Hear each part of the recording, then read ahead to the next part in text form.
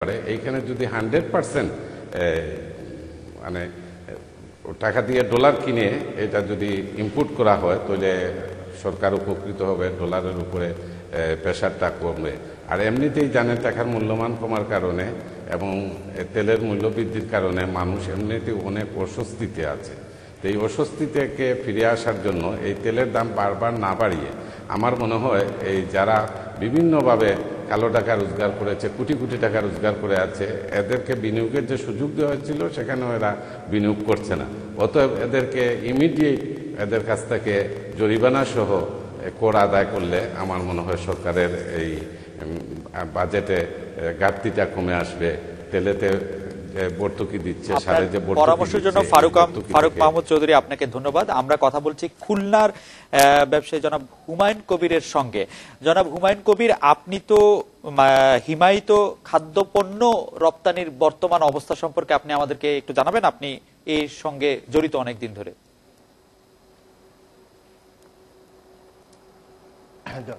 ধন্যবাদ। আমি একজন রপ্তানিকারক। খুলনা অঞ্চল থেকে আমরা হিমায়িত খাদ্যপণ্য রপ্তানি করে থাকি। আপনি জানেন যে বাংলাদেশে দুইটি সামুদ্রিক বন্দর, তার একটি চট্টগ্রামে, অন্যটি খুলনা অঞ্চলে অবস্থিত।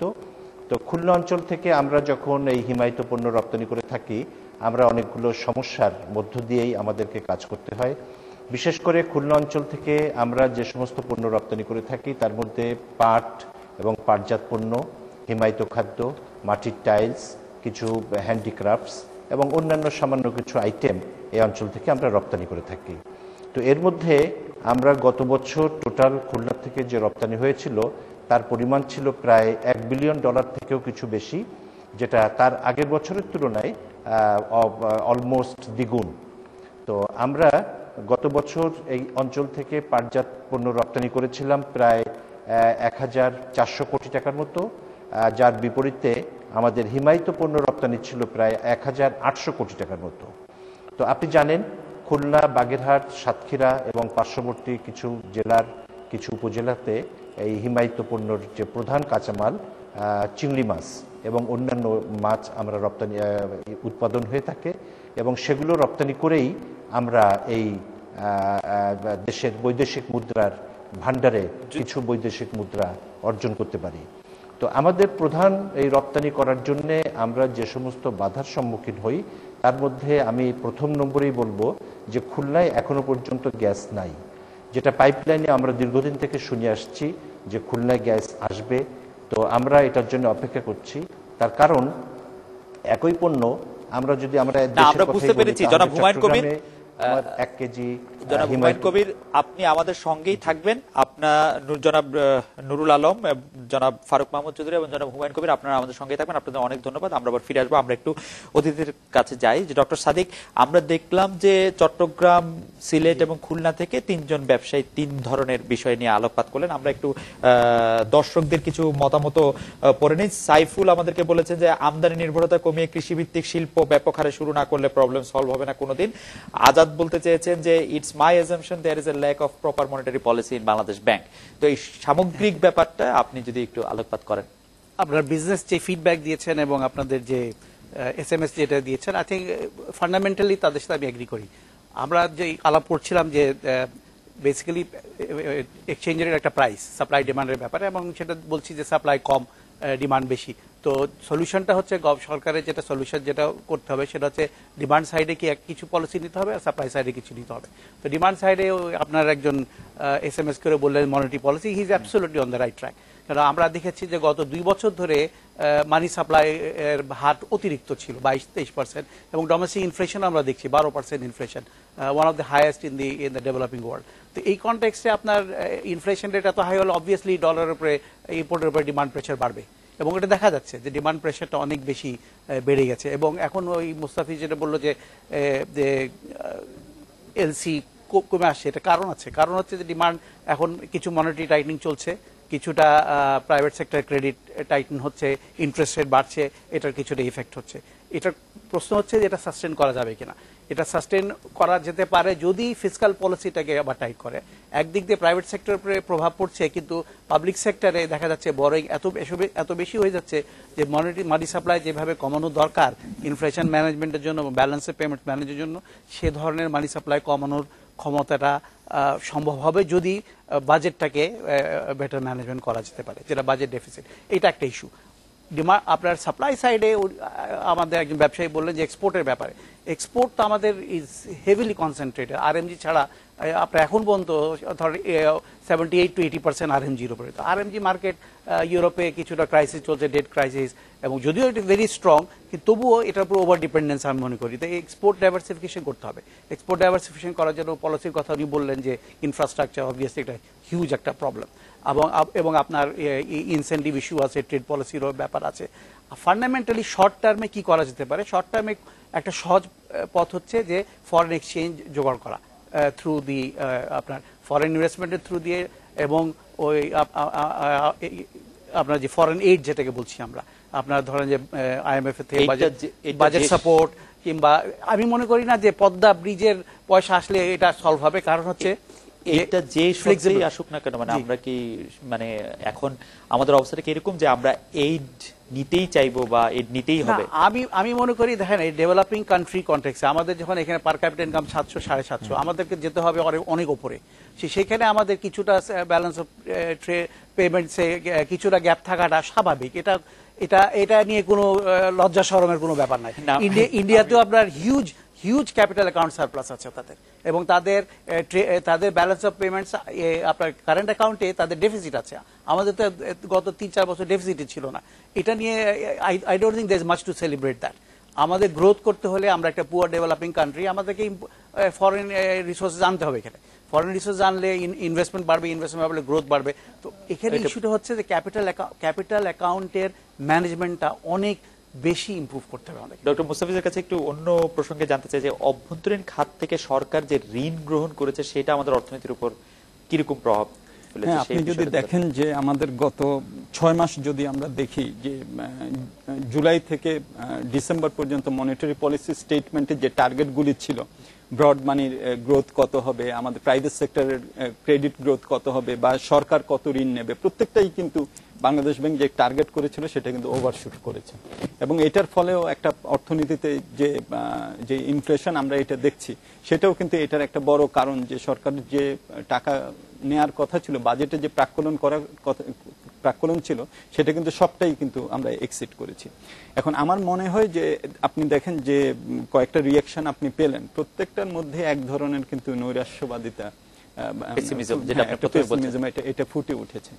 এখন এইটার কোনো ম্যাজিক বুলেট নাই যে আমরা আগামী কালকেই এটাকে সলভ করতে পারবো। এটার কিছু কিছু কারণ আছে। সরকার বেশি ঋণ নিয়েছে কারণ সরকারের অনেক বিদ্যুতের জন্য তেল আমদানি করতে হয়েছে, সেটার জন্য তাকে ঋণ নিতে হয়েছে, আবার বিদ্যুৎ আমাদের প্রয়োজন উৎপাদনের জন্য ইত্যাদি। কিন্তু আমার মনে হয় যে এখন বিদ্যুৎটা সাশ্রয়ী মূল্যে আমরা কিভাবে প্রডিউস করতে পারি, পিরিয়ডিক অ্যাডজাস্টমেন্ট তো আমরা করছি, সেটাও আমাদের অব্যাহত রাখতে হবে। কিন্তু এই যে আমাদের রেন্টাল থেকে আস্তে আস্তে যে বের হয়ে যে আমাদের অন্যান্য যেসব দীর্ঘমেয়াদী বিদ্যুৎ উৎপাদন সাশ্রয়ী মূল্যে করার কথা, এগুলোতে আমাদের যেতে হবে। এটা আমার মনে হয় যে 1। 2 নাম্বার যেটা নাকি এসেছে এই পর্যায়ে আমাদের সুমন উনি মানে জানিয়েছেন যে why we are not shirting down quick rental power plants fully এখন। এটা আমার মনে হয় যে এখনই করা যাবে না। এগুলোর মাধ্যমে আমাদের প্রায় 2000 মেগাওয়াটের বেশি আমাদের বিদ্যুৎ এসেছে, এবং সেইটা আবার আমাদের উৎপাদনের কাজে লেগেছে। এই যে আমরা বলছি যে আমাদের 15% মতো এক্সপোর্ট গ্রোথ হয়েছে, আমাদের টার্ম লোনের গ্রোথও যদি দেখেন সেখানে টার্ম লোনেরও গ্রোথ আছে। এগুলো কিন্তু হচ্ছে যে বিনিয়োগে যেগুলো যাচ্ছে, এটা যাচ্ছে এই কারণেই যে আমরা বিদ্যুৎ দিতে পারছি। না দিতে পারলে তো এটা হতো না। তবে কথাটা যেটা হচ্ছে যে এটার যৌক্তিকতা যেটা, সেটা হলো যে আমরা কত দ্রুত এগুলো ফেজ আউট করতে পারবো। এই কস্টলি যে প্রোডাকশন আমরা চুজ করতে হয়েছে অনেকটা বাধ্যতামূলক ভাবে। সেখানেও কিন্তু আমাদের মধ্যমেয়াদী কিন্তু পরিকল্পনা আছে। সেই পরিকল্পনাগুলোকে কিভাবে আমরা বাস্তবায়ন করতে পারছি, এগুলোকে কত দ্রুত আমরা ফেজ আউট করতে পারবো, সেটার উপরে কিন্তু নির্ভর করবে। এবং তখন ওইটার সাথে কিন্তু ওই সরকারেরও ঋণ গ্রহণ, আমাদেরও যে ব্যালেন্স অফ পেমেন্টস এর যে এই যে ঘাটতি রিজার্ভ যে কমছে বিকজ আমদানি অনেক করতে হচ্ছে তেল, একটা কিন্তু আরেকটার সাথে জড়িত। এবং সেই জায়গাগুলোতে আমরা যদি হাত না দেই তাহলে কিন্তু এই যে ইনফ্লেশন, এটার কারণে আপনি ডিপোজিটারকে বেশি ইন্টারেস্ট রেটে আপনি দিতে হচ্ছে। ডিপোজিটারকে যখন বেশি ইন্টারেস্ট রেটে যখন আপনি টাকা নিচ্ছেন, তখন আপনি যাদেরকে লোন দিচ্ছেন তাদেরকে আবার বেশি ইন্টারেস্ট রেট যেতে হচ্ছে। এবং এইটাও কিন্তু ব্যবসার উপরে একটা নেতিবাচক প্রভাব পড়ে। আপনি যদি 14% ডিপোজিটারকে দেন এবং 18% যদি আপনি লেন্ডারকে দেন, তাহলে আপনার 22-23% তো আপনার তাহলে রিটার্ন আসতে হবে। তো এই জায়গাগুলো একটার সাথে আরেকটা জড়িত। যে আমরা একটু জনাব নুরুল আমিনের সাহেবের কাছে আসি, যে ব্যাংকগুলি বিনিয়োগ আকর্ষণ করতে পারছে না, এটাও একটা বড় কারণ যে ব্যাংকের তারল্য সংকটের ক্ষেত্রে বিনিয়োগ আকর্ষণ করতে পারছে না কেন? মানে ব্যাংকগুলি বিনিয়োগ বলতে আমি বলছি তহবিলের বিনিয়োগ আর কি। আপনি একটা জিনিস খেয়াল করে দেখবেন, ব্যাংকের ব্যবসা কিন্তু টাকা নিয়েই, ব্যাংকের প্রোডাক্ট কিন্তু টাকা। জি, প্রোডাক্ট হচ্ছে টাকা এবং সার্ভিস। টাকা থাকলে আমি সার্ভিস দিতে পারবো, ফলে হচ্ছে কি আমাকে তো টাকা এখান থেকে প্রকিউর করতে হয়, আর ডেফিসিট সেক্টরে আমার কাছে যারা লোন নেবেন তাদেরকে আমার লোন দিতেই হয়। এটা আমার সার্ভাইভেলের প্রশ্ন। প্রত্যেক ব্যাংকের একই সূত্রে কাজ করে। কোন ব্যাংক কখনো এই টাকা নেওয়া এবং লেন্ডিং করার ব্যাপারে অনীহা প্রকাশ করার কোনো সুযোগ কখনো নাই। এখন প্রশ্ন হচ্ছে যে বাজারে টাকার যোগান উনি করা এবং এটার চাহিদা মেটানোর জন্য যে প্রাইভেট সেক্টর ব্যাংকগুলো মেইনলি যে কাজগুলো দীর্ঘদিন ধরে করে আসছে, আপনি জানেন যে প্রাইভেট সেক্টর ব্যাংকগুলোর শেয়ার হচ্ছে মার্কেটের লোন এবং ডিপোজিটের প্রায় 70%-এর কাছাকাছি। এটা কিন্তু এমনি এমনি হয়নি, এখনো হচ্ছে, এটা চলছে। এটা আপনি সাময়িক প্রবলেমগুলো আসবে, এটা কখনো কখনো যে কারণগুলো এতক্ষণ আমরা আলোচনা করলাম বা ব্যবসায়ী ভাইরা যে কথাগুলো বললেন, এই কারণগুলো আমাদের সবাই কমন সেন্সে এই কারণগুলো একই রকম বলেই মনে হচ্ছে। এখানে যেটা হচ্ছে যে ব্যাংকগুলো এই মুহূর্তে কি করছে, এই মুহূর্তে ব্যাংকগুলো যে কথাটা আসছে, ইনফ্লেশনের কারণে আপনার এই ডিপোজিটের উপর একটা মানুষের চাহিদা বেড়েছে যে আমরা কিভাবে ইয়ে করব। এবং আরেকটা জিনিস হচ্ছে যে সরকারের কিছু বরোয়িং তো আছে, আপনি জানেন, তাদের যে পরিমাণ লোন এই 6 মাসে নেওয়ার কথা ছিল তার চেয়ে একটু বেশি লোন ব্যাংকগুলো থেকে ওনারা নিয়েছেন।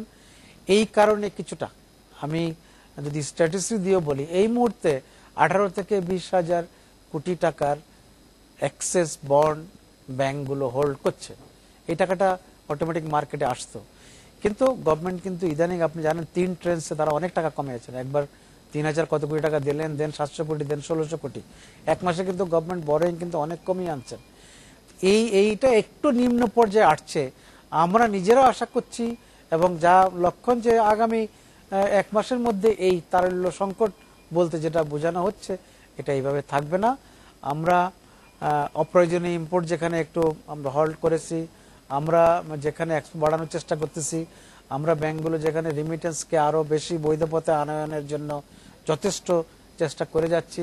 আমরা আশা করছি যে এতটা অবস্থা এখনো হয়নি যে একেবারে ক্রেডিট ডিমান্ড থাকবে না বা ব্যাংকগুলো ক্রেডিট দিতে পারবে না। আমরা এই পর্যায়ে একটু আমাদের 3 জন ব্যবসায়ী এবং রপ্তানি মানে তাদের সঙ্গে কথা বলি। জনাব নুরুল আলম, আপনি কি মনে করছেন যে আপনি এই অবস্থা খুব দ্রুত কেটে যাবে? একই প্রশ্ন আমি 3 জনকেই করতে চাই, সিলেটের ফারুক মাহমুদ চৌধুরী এবং খুলনার হুমায়ুন কবির, 3 জনকে একই প্রশ্ন করতে চাই। প্রথমে চট্টগ্রামের সাথে কথা বলছে যে জনাব নুরুল আলম, আপনি কি মনে করছেন যে এই অবস্থা খুব দ্রুত কেটে যেতে পারে? আমরা 1 মাসের একটি কথা শুনলাম জনাব নুরুল আমিন সাহেবের কাছে।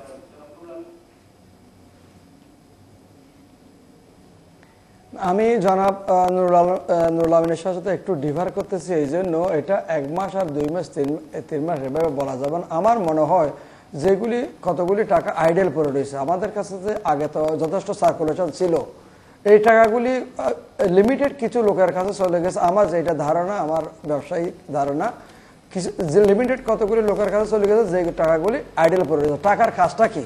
টাকার কাজটা হলো সার্কুলেশনে টাকা।